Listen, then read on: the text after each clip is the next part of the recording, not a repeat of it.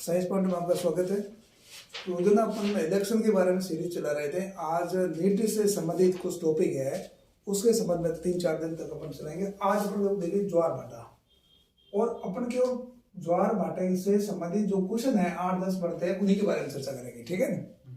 पहला जो चीज होती है वो होती है कि द्रव्यमान होता है ना, द्रव्यमानों के बीच में हमेशा आपके गुरुत्वाकर्षण का बल लगता है। और द्रव्यमानों के मान लीजिए द्रव्यमान m1 और ये m2 है। मान लीजिए ये आपका सन है, ये आपका चंद्रमा है, r दूरी पे है, तो इनके बीच में जो बल लगने वाला है ना, उसकी प्रकृति हमेशा क्या होगी, आकर्षण की होगी। ये इसके प्रोपोर्शनल होगा और दूरी के वर्ग के व्युत्क्रमानुपाती होगा 1/r²। ठीक है।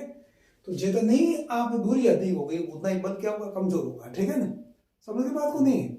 इसलिए मैं परिभाषा वगैरह कुछ नहीं, जो एग्जाम आ रहा डायरेक्ट। इसलिए वैसे गुरुत्वाकर्षण की जो शक्ति होती है वो तो सूर्य की ज्यादा होती है, लेकिन सूर्य चूंकि क्या है, पृथ्वी से लगभग 15 करोड़ किलोमीटर दूर है। कितना दूर है? 15 करोड़ किलोमीटर। लगभग कितना दूर है? 15 करोड़ किलोमीटर। ठीक है ना, पृथ्वी से। और चंद्रमा लगभग है 3,84,000 किलोमीटर है ना, इतना दूर है। ठीक है ना। इसलिए पृथ्वी की तुलना सूर्य की तुलना में चंद्रमा क्या है, पृथ्वी के बहुत नजदीक है। इसलिए गुरुत्वाकर्षण का बल है ये बहुत प्रभावी होता है। और आपको ये भी पता है कि सूर्य के प्रकाश को पृथ्वी तक पहुंचने में 8 मिनट और लगभग 16 सेकंड लगते हैं। ठीक है ना, यानी लगभग 500 सेकंड लगते हैं इसको। ठीक है ना, समझ आगे बात को नहीं है। लेकिन मुझे एक चीज बताओ कि चंद्रमा के प्रकाश को पृथ्वी पर पहुंचने में कितना टाइम लगेगा? कितना टाइम लगेगा? है कम नहीं लगेगा। चंद्रमा का प्रकाश होता ही नहीं है। ये एग्जाम में क्वेश्चन आया हुआ है, सब लोग गलत कर गए हैं। ठीक है ना। आपको मान 3 चीज मैं बताऊं। एक होता है तारा, है ना, स्टार। एक क्या होता है, प्लेनेट होता है, यानी ग्रह। ठीक है। और एक होता है आपका उपग्रह, है ना। तो तारे का स्वयं का प्रकाश होता है, ग्रह और उपग्रह का प्रकाश नहीं होता है। ठीक है। और ग्रह क्या करता है, ग्रह और तारे सूर्य के चारों चक्कर लगाते हैं। ठीक है ना। लेकिन आपका ये मान लीजिए आपका अर्थ है, तो अर्थ के चारों कौन चक्कर लगा रहा है? ये मून लगा रहा है, नहीं लगा है। और ये पूरा का पूरा सिस्टम किसके चारों, सन के चारों चक्कर लगा रहा है। तो ग्रह उसको बोलते हैं जो क्या करेगा, आप किसके चारों चक्कर लगाए, आपके सॉरी उपग्रह किसको बोलते हैं, जो ग्रह के चारों चक्कर लगाए। ग्रह किसको बोलते हैं, जो तारे के चारों चक्कर लगाए। समझ के बात को नहीं? ठीक है ना। अब सुनना, ये अगर ग्रह अगर तारे के चारों चक्कर लगेगा तो उपग्रह भी तारे के चारों ओर चक्कर लगाएगा या नहीं है? समझ की बात को नहीं। अब एग्जाम में एक बार क्वेश्चन आएगा कि पृथ्वी के नजदीक पृथ्वी के सबसे नजदीक कौन सा तारा है, कौन सा, सूर्य। ठीक है नहीं। और दूसरा जो तारा है ना, बहुत दूर है यहाँ से, उसको बहुत टाइम लगता है उसके प्रकाश को पृथ्वी तक पहुंचने में। ये बात समझ आ गई नहीं आ गई? अब अपने 2 चीज हम लोग देखेंगे बहुत अच्छे तरह से। ठीक है। मैं तुम्हारा ये चीज बताना चाहता हूं। मान लीजिए ये चंद्रमा है। ठीक है। सूर्य का भी महत्वपूर्ण योगदान है, ऐसा नहीं कि सूर्य का योगदान नहीं है। किसमें? आपके इसमें ज्वार भाटे की उत्पत्ति में। ये आपका मून है और ये क्या करता है, आपका ये अर्थ है। ठीक है, बैठ गया समझ में नहीं? पृथ्वी की जो त्रिज्या होती है वो कितनी है, लगभग 6400 किलोमीटर है। कितनी है? 6400 किलोमीटर, लगभग 6400 किलोमीटर। वैसे जो ध्रुव होता है ना, ध्रुवों पर क्या होती है, पृथ्वी यूं चपटी होती है और उसकी त्रिज्या 21 किलोमीटर कम होती है। समझे बात को नहीं? ध्रुवों पर पृथ्वी थोड़ी चपटी होती है और 21 किलोमीटर उसकी त्रिज्या कम होती है, लगभग माना है। वैसे 6370 किलोमीटर लेते हैं पर 6400 किलोमीटर ले लिया लगभग। ठीक है, बात आ गई समझ में? और ये व्यास कितना हो जाएगा, इसका दूना, यहां से ये दूरी भी क्या होगी, ये 6400 किलोमीटर। ठीक है ना। इसका मतलब पृथ्वी के केंद्र की तुलना में ये यहां से यहां तक की दूरी 3,84,000 है, यहां से यहां तक की दूरी। ठीक है ना, केंद्र के बीच की दूरी। तो यहां से ये जो आपका चंद्रमा की सतह है, मून की जो सतह है और पृथ्वी की सतह है, इनके बीच की डिस्टेंस कम हो जाएगी, नहीं हो जाएगी? कितनी है, समझिए बात को नहीं? इसलिए मान लो यहाँ का वाटर है, तो यहाँ का में जो आकर्षण बल लगेगा वो अधिक लगेगा ना, दूरी कम हो जाएगी, है ना। अब चीज मैं आपको बताना चाहता हूं ये कि बल 2 प्रकार के होते हैं। एक तो होता है अपकेंद्रीय बल, अपकेंद्रीय बल, और एक होता है आपका अभिकेंद्रीय बल। 2 प्रकार होते हैं। अभिकेंद्रीय बल हमेशा क्या करता है, केंद्र की ओर कार्य करता है। अभिकेंद्रीय बल किसकी ओर काम करता है, केंद्र की ओर। और अपकेंद्रीय केंद्र से दूर की काम करता है। पृथ्वी के सभी भागों पर अपकेंद्रीय बल का मान समान होगा, बाहर की ओर लगने वाला है। ठीक है, बात आई समझ में नहीं? यहाँ का भाग, यहाँ आकर्षण बल अधिक होगा अभी, ठीक है, आकर्षण बल का मान अधिक होगा, ठीक है ना। आकर्षण बल का मान अधिक होने के कारण क्या होगा, यहाँ का पानी अधिक ऊंचा उठेगा क्योंकि दूरी कम हो गई। और इसके इस साइड में क्या हो जाएगा, अभिकेंद्रीय बल का मान अधिक हो जाएगा, तो यहाँ पर भी क्या होगा, पानी ऊपर उठेगा। पानी के ऊपर उठने को आकर्षण शक्ति का, जल का ऊपर उठना क्या कहलाता है, ज्वार, और नीचे गिरना क्या कहलाता है, भाटा कहलाता है। बात आई समझ में नहीं? ठीक है, अब अपन क्वेश्चन करेंगे, वैसे बात ये अपन मैंने तुम्हारे को बता दी, ठीक है। और तारों से संबंधित, ग्रहों की गति से संबंधित नियम किसने दिया, ये क्वेश्चन खूब एग्जाम आता है, किसने दिया? ग्रहों की गति से संबंधित जो नियम दिया था, ग्रहों की गति से संबंधित जो नियम दिया था वो किसने दिया था, केपलर ने। किसने दिया, केपलर ने। ग्रह क्या करता है, दीर्घ वर्ताकार कक्षा में सूर्य के चारों चक्कर लगाते हैं, तारे के चारों, ठीक है, समझ गए बात को। नंबर 2, इनकी कोणीय चाल नियत रहती है, ठीक है ना। इनका आवर्तकाल इनके बीच की औसत दूरी के 3/2 घात के समानुपाती होता है। बात आ गई समझ में? इसका मतलब ये हुआ, जो तारे से जितना ग्रह दूर होगा उसका आवर्तकाल उतना ही अधिक होगा। आवर्तकाल का मतलब समझते हैं, एक चक्कर पूरा लगाने में कितना समय लगता है, उसको आवर्तकाल कहते हैं, ठीक है, समझ गए ना, ठीक है। मान लीजिए ये है, मान लीजिए ये सन है, ठीक है, आपका ये बुध है ना, और तीसरे नंबर पर ये कौन है, पृथ्वी है, ठीक है, फिर आपका बृहस्पति वगैरह जो भी है, मंगल। तो बुध को सूर्य के चारों चक्कर लगाने में कम समय लगेगा, ठीक है, क्योंकि इसके बीच की औसत दूरी कम है। और ये जो है ना औसत त्रिज्या जिसको बोलते हैं, पृथ्वी को अधिक समय लगेगा। जो जो जितना ग्रह दूर होगा उसका क्या होगा, उतना ही अधिक समय लगेगा, उसका आवर्तकाल उतना ही अधिक होगा, ठीक है। अब अपन लोग देखते हैं ज्वारभाटे से संबंधित क्वेश्चन। पहला क्वेश्चन मैंने आपको बता ही दिया कि ज्वारभाटे की उत्पत्ति का कारण क्या है, कि ज्वारभाटे की उत्पत्ति का कारण उत्तर चंद्रमा और सूर्य की गुरुत्वाकर्षण की शक्ति, उसमें चंद्रमा की भूमिका ज्यादा है। वैसे गुरुत्वाकर्षण की शक्ति है किसकी ज्यादा, किसकी है, सूर्य की बहुत ज्यादा है, लेकिन सूर्य की दूरी पृथ्वी से बहुत अधिक है, ठीक है, बात आ गई समझ में। नंबर 2, पृथ्वी की सतह पृथ्वी के केंद्र की अपेक्षा चंद्रमा के कितने नजदीक है, बता दिया आपको, ठीक है, ये सारी बात आपको बता दी। अब एक बात याद रखना है कि 24 घंटे में पृथ्वी के प्रत्येक स्थान पर 2 बार ज्वार और 2 बार भाटा आता है, ठीक है। पहली बात तो ये नहीं कि क्यों, एक तो मतलब अभिकेंद्रीय बल और दूसरा अपकेंद्रीय बल के कारण जो भी है ना, ठीक है, सामान्यतः कोई जरूरत नहीं है, बेस्ती खाड़ी में 4 बार भी आता है।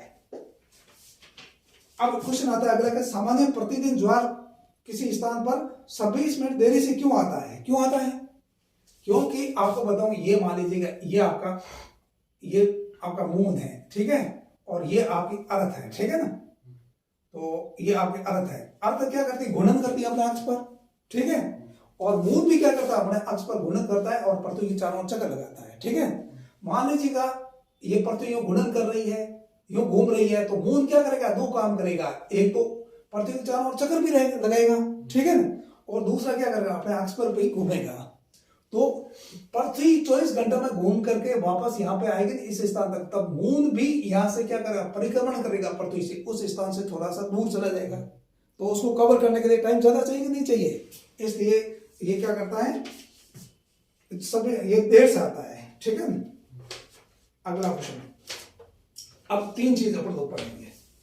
अब मैंने बता दिया पृथ्वी क्या करती है, सूर्य के चारों चक्कर लगाती है, और पृथ्वी के चारों चक्कर को लगाता है, मून लगाता है, ठीक है। ये कुछ पोजीशन बनती है, पहली सिजगी, आप इंग्लिश में याद रखो, हिंदी मत रखो यार। इंग्लिश में प्रत्येक वर्ड होता है उसका रूट वर्ड होता है, सिजगी मतलब सीधा, ठीक है, मेरी बात आती समझ में। सिजगी क्यों किसको बोलते हैं, सीधा। सिजगी का मतलब ये होता है कि पृथ्वी, ठीक है, सॉरी सन, ठीक है, ये मून और ये अर्थ, ये क्या हो, तीनों ही एक सीध में हो, ठीक है, उसको बोलते हैं सिजगी। बात आई समझ में नहीं? अगर एक सीध में होंगे तो दोनों का गुरुत्वाकर्षण क्षेत्र अधिक लगेगा, ठीक है, और बहुत ऊंचा ज्वार आएगा। और इसमें 2 स्थिति बनती है, एक ये मान लीजिए ये सन और ये मून और ये आपका अर्थ। अगर अर्थ के एक साइड में मून और ये मून इसके चारों चक्कर लगेगा, अर्थ के लगेगा नहीं लगेगा, है ना, और ये पूरा सिस्टम करेगा। अगर अर्थ के एक साइड में वो चंद्रमा और सूर्य दोनों ही, तो इसको बोलते हैं इंग्लिश में कॉन्जक्शन, ठीक है ना, आप लोग यूं याद रखना। और विभूति विभूति यूं मत रखना याद, क्योंकि विभूति क्या इंग्लिश हिंदी में कभी कभी दूसरा भी चेंज कर लेते हैं। अब तुम्हें पता है सूर्य का प्रकाश होता है, इसका प्रकाश होता है, तारे का प्रकाश होता है नहीं होता है? प्रकाश अपने को पृथ्वी पर सूर्य से प्राप्त होता है, ठीक है ना, समझिए बात को नहीं। और ये पृथ्वी चंद्रमा सूर्य बीच में आ गया तो इसकी लाइट है पृथ्वी के कुछ भागों पर नहीं पड़ेगी, इसी को क्या बोलते हैं अपन?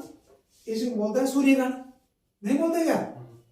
तो कंजक्शन की स्थिति में सूर्य ग्रहण होगा और ये अमावस्या की अवस्था होगी, ठीक है ना, समझिए बात को नहीं। अब दूसरी स्थिति क्या होती है? दूसरी स्थिति ये आपका सन है, मान लीजिएगा ये सन हो और ये अर्थ हो और ये मून हो, यानी अर्थ के एक साइड में दोनों ही हो, क्या बोलते हैं? मून और सन, तब तो बोलते हैं कंजक्शन, युति युति ऐसा कुछ बोलते हैं, युति अभिति। और अगर बीच में आ जाए पृथ्वी, क्योंकि चंद्रमा घूमता रहेगा घूमता रहेगा घूमता रहेगा, ठीक है ना, समझ गए मेरी बात को नहीं। और इस स्थिति क्या बोले? अब सूर्य का प्रकाश है ना यहाँ पृथ्वी पर पड़ रहा है, लेकिन चंद्रमा अब परांतर्य आ जाएगा कुछ देर के लिए, ठीक है ना, और उसको क्या बोलेंगे? ये होगी आपका ओपोजिशन, क्या बोलते हैं इसको? ओपोजिशन, ठीक है, ये बहुत इंपॉर्टेंट है। ये चंद्रग्रहण की अवस्था होगी, चंद्रग्रहण ये समय होगा। चंद्रग्रहण क्यों हुआ? क्योंकि सूर्य का बीच में आ गई पृथ्वी, तो सूर्य का प्रकाश ऊपर, चंद्रमा जो चमकता है सूर्य के प्रकाश से ही चमकता है, अपने आप नहीं चमकता है। ये बात समझ में नहीं आई है ना? इसलिए ये चंद्रग्रहण की अवस्था होगी, पूर्णिमा की अवस्था होगी। अब एक चीज और बताऊं, एक बार क्वेश्चन एग्जाम आया कि पृथ्वी से अपन देखते हैं तो चंद्रमा का कितना भाग दिखाई देता है, ये बहुत इंपॉर्टेंट है ना? 59% भाग अपन लोग घूर्णन में पढ़ेंगे क्यों दिखाई देता है। ये यूपीएससी में भी पूछ चुका है कितनी बार, 59% दिखाई देता है, ठीक है, ये बात है समझ में नहीं। तो कंजक्शन का मतलब होता है अर्थ के एक और हो, सीधा होना है ही, सिजकी तो है ही, दोनों ही अवस्था है, एक और हो कंजक्शन, और आपके ओपोजिशन में पृथ्वी के एक और मून हो और दूसरी ओर सन हो, उसको बोलते हैं क्या? ओपोजिशन। दोनों शीत में है ही, तीनों शीत में है ही, सिजकी दोनों ही अवस्था है। एक में तो होगा आपका अमावस की अवस्था और ये होगी आपके चंद्र, ये ऐसे ही सिजकी की अवस्था एक महीने में 2 बार आती है, क्यों? चंद्रमा ये अमावस भी तो एक बार आता है, एक बार आ गया पूर्णिमा से, है ना, समझ में आ गया। लेकिन प्रत्येक बार कोई जरूरी नहीं कि ये चंद्रग्रहण या सूर्य ग्रहण हो, ठीक है ना, अमावस की अवस्था होती है, ये होती है, ठीक है ना, बात है। ये 2 चीज हो गई।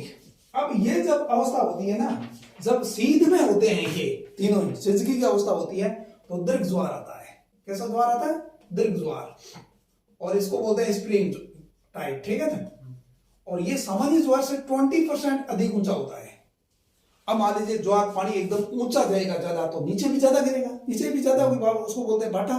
पानी का ऊपर उठना ज्वार और नीचे गिरना भाटा, बाधा ही समझ में आती। ये 20% ज्यादा होगा कब? दीर्घ ज्वार में। एक और स्थिति आती है, वो कभी कभी आती है। क्या स्थिति आती है? क्या करता है ये आपके, ये जो आपके बोलते हैं ना, ये आपका सन और ये आपका अर्थ और ये मून, मून ऐसा घूमता है, ठीक है, घूमते घूमते मान लीजिए मून है, घूमता है। और एक ऐसी स्थिति आती है जब मून की स्थिति चंद्रमा के निकट होती है, उसको बोलते हैं पेरिजे, ठीक है, यानी उपभू है, ठीक है, जो तुम इंग्लिश में पी से पास और पी से पेरिजे, ठीक है, मतलब जब चंद्रमा पास में आ जाता है ना, ठीक है ना, ऐसी स्थिति बहुत हजारों सालों में एक बार होती है।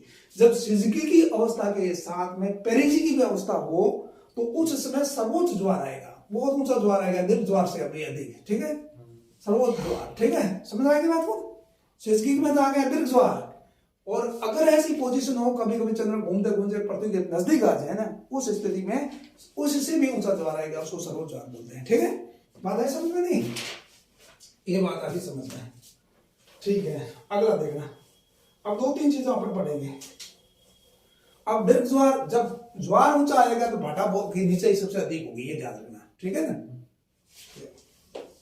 अब लघु ज्वार किसको बोलते हैं? एक भी आता है एग्जाम में, लघु ज्वार, लघु ज्वार, लघु ज्वार को इंग्लिश बोलते हैं नीप टाइड, है ना, नीप, और ये होता है टाइड। अब क्या होता है, मान लीजिए ये मान लीजिएगा ये आपका पृथ्वी है, अर्थ है, ठीक है, और ये आपका सन है, ठीक है, और मान लीजिए घूमता घूमता ये आ गया, यहाँ मून आ गया, ये लगभग समकोण की स्थिति बढ़ गई, नहीं बढ़ी, क्वाड्रेटर है, समकोण गए लगभग, है ना। तो तो ये होती है आपके प्रत्येक महीने की अष्टमी और या सप्तमी को लगभग समकोण पे होता है, ठीक है। बात है कि समझ में नहीं, ठीक है ना। तो उस समय सीध में होता था, आकर्षण शक्ति अधिक होती है। ये जो बल होता है, बल एक सदिश राशि है। बल क्या है? बल एक सदिश राशि, ये बहुत इंपॉर्टेंट चीज है। दो सदिश होती है ना, मान लीजिए ये ये है, ये यूं हुआ और ये यूं हुआ, ठीक है। दो सदिश है, थीटा कोण पर कार्य करती है, F1 F2 दो बल लग रहे हैं, तो इनके बीच का परिणामी बल यूं होगा कि नहीं होगा? होगा कि नहीं होगा? तो F बराबर हो जाएगा रूट ऑफ आपका F1 square plus F2 square plus 2F1 F2 cos theta. होता है कि नहीं होता है? सब थीटा का मान 0 होगा, मतलब दोनों सीध में होंगे, उसमें क्या होगा आपके, इसका मान F का मान मैक्सिमम होगा। तो इसका जो परिणामी बल होता है नहीं, वो उतना नहीं होगा जितना सिजगी में होता है, ठीक है ना। इसका परिणामी बल ऐसे लगेगा, ये आएगा यूं, आकर्षण की शक्ति कम हो जाएगी, इसलिए ये नीट क्या आएगा आपका टाइट आएगा, ठीक है ना। नीट टाइट का मतलब क्या हुआ? नीट टाइट का क्या मतलब हुआ? कब आता है ये, कब आता है, क्यों आता है? दो चीज पूछते हैं एग्जाम में, कुछ नहीं। सप्तमी और अष्टमी को, चाहे कृष्णी हो चाहे शुक्ल हो, और क्यों आता है? क्योंकि समकोण की स्थिति होती है, ठीक है। ये बात आपको समझ में आ गई होगी। इसमें ऊंचाई है 20%, उसमें ज्यादा होती है, लगभग 20%, इसमें कम होती है, ठीक है। दैनिक ज्वार किसे कहते हैं? ये भी एग्जाम आता है। दैनिक ज्वार नाम से ही पता पड़ेगा, रोजाना आता हो। किसी स्थान पर एक दिन में आने वाला एक ज्वार और एक भाटे को क्या बोलते हैं? आपके दैनिक ज्वार बोलते हैं। यह ज्वार प्रतिदिन 52 मिनट देरी से आता है, बहुत इंपॉर्टेंट। दैनिक ज्वार 52 मिनट देरी से आता है, क्यों? क्योंकि आपके ये जो है ना, जो चंद्रमा के झुकाव के कारण आता है, ठीक है ना। देरी से क्यों आता है? क्योंकि चंद्रमा चक्कर लगा रहा है, ठीक है, पृथ्वी के चारों ओर, स्तर नहीं है, ठीक है ना। ये हो गया 52 देरी से आता है दैनिक ज्वार। और एक होता है अर्ध दैनिक ज्वार। अर्ध दैनिक ज्वार किसको बोलते हैं? अर्ध दैनिक ज्वार बोलते हैं सेमी, ये होता है डेली और टाइड, ठीक है ना। ये होता है किसी स्थान पर प्रतिदिन 2 बार आने वाला ज्वार। कि कोई स्थान है सामान्यतः, किसी स्थान पर प्रतिदिन आने वाला, 2 बार आने वाला ज्वार, प्रतिदिन 2 बार आने वाला ज्वार, ठीक है, ठीक है। ये आपका 12 घंटे और 26 मिनट देरी से आएगा, 26 मिनट, ठीक है, समझ गए, ठीक है ना। ये तो 52 मिनट लेट आएगा ना, तो 2 स्थान है, पीछे वाला पे जिस जगह उस पे आएगा 12 घंटे के बाद वहां पे आएगा, तो 12 घंटे 26 मिनट के बाद में आएगा ये, ठीक है। प्रत्येक ज्वार 12 घंटे और 26 मिनट के बाद में आएगा, ठीक है ना। ये हुआ, तो दैनिक ज्वार तो 52 मिनट देरी से आएगा, और ये अर्धदैनिक ज्वार 26 मिनट देरी से आएगा, ठीक है। ये किसी स्थान पर प्रतिदिन 2 बार आता है, ये 1 बार आएगा, ठीक है। एक बार ज्वार और 1 बार भाटा। ये बात समझ में आ गई नहीं आ गई? चलो अगला, ये हो गया। इसके बाद एक चीज और आपको देख लेनी, मिश्रित ज्वार किसे कहते हैं? Mixed Tide. मिक्स का मतलब ये होता है किसी स्थान पर आने वाला असमान अर्धदैनिक ज्वार, मतलब ज्वार की क्या हो, ऊंचाई समान नहीं हो, ठीक है ना। एक ज्वार की ऊंचाई अधिक और दूसरे की कम, उसको मिक्स्ड बोलते हैं, ठीक है ना। समान ऊंचाई नहीं हो दोनों की, एक ही अधिक एक ही कम, ठीक है। अब इसके बाद में क्वेश्चन आएगा एग्जाम में, निम्नलिखित में से कौन सा सिद्धांत ज्वार भाटे से संबंधित नहीं है, ठीक है ना। इस तरीके का क्वेश्चन आना चाहिए एग्जाम में। तो ज्वार भाटे से संबंधित है एक इक्विलिब्रियम थ्योरी, न्यूटन का द्वारा दी गई, इंग्लिश में याद रखो, बाय न्यूटन। क्यों बाय न्यूटन? ठीक है। नंबर दो प्रोग्रेसिव वेव थ्योरी,